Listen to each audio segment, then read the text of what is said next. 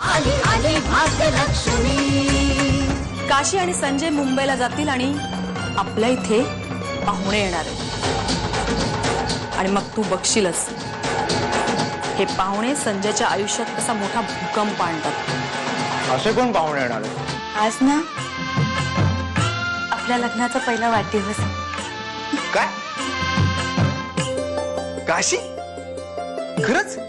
ही बाप्पाजींच्या पादुकांची प्राणप्रतिष्ठा करण्याआधी ही पालखी गावागावातून प्रत्येकाच्या घराघरातून फिरणार आहे। त्यामुळं पादुकांचं दर्शन होईल आणि बाप्पाजींचा आशीर्वाद मिळेल सगळ्यांना, म्हणून इथं आलोय। घ्या दर्शन घ्या, दर्शन घ्या। लोक हो, आज आपल्यामध्ये बाप्पाजी नसले तरी त्यांच्या पादुका म्हणजे त्यांचं स्वतःचं अस्तित्व आहे असं समजून आपण आपल्या आयुष्याची पुढची वाटचाल करूया। जय बाप्पाजी, जय हो। पैसे मोजलेत का? हा मोजले, मोजा वाटलं तर। नाही, त्याचा आपण कोणी नाही मोजायचे, हे पैसे काशी मोजेल। आई मी की नाही एक छोटीशी जादू करणार आहे, जादू। तू काय कर माहिती का, त्यातल्या ना अशा काही 10 नोटा मधल्यातल्या अशा मोडून ठेव। रबर आहे ना, रबर, हा तो बरोबर मधोमध आण। मध्ये आणू?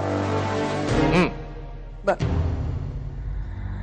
आणि आता तू जेव्हा या नोटा काशीकडे देशील ना मोजायला, हा तर ही बाजू द्यायची, ही इकडची, म्हणजे तिने मोजले ना की तिला ना 1000 रुपये कमी येत असं वाटेल।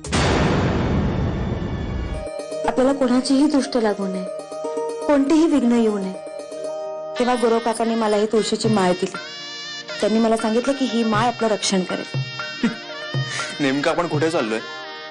हनीमूनला का युद्धावर? नाही, माळ, रक्षण, कवच वगैरे काय असो, माझ्या का होईना तुम्ही ही माळ नेहमी घालायची। काशी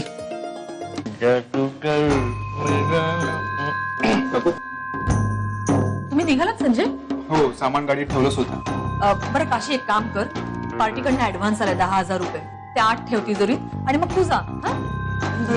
मोजून घ्या। हो, एकदा मोजून घे।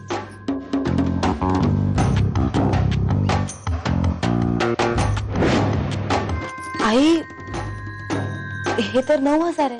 मी स्वतः मोजल्यात, अगं 10,000 आहेत ते।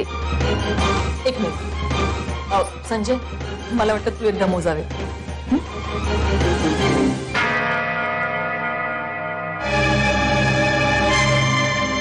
10,000 आहे?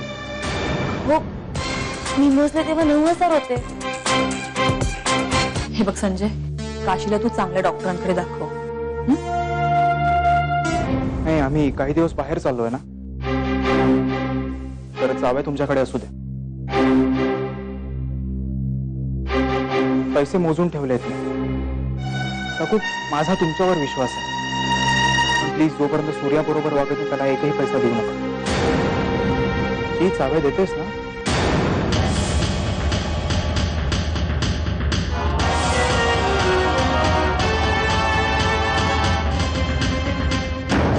संजय तुम्ही निघा, उगाच उशीर होईल ना, आणि काशीची काळजी घेऊ। हो।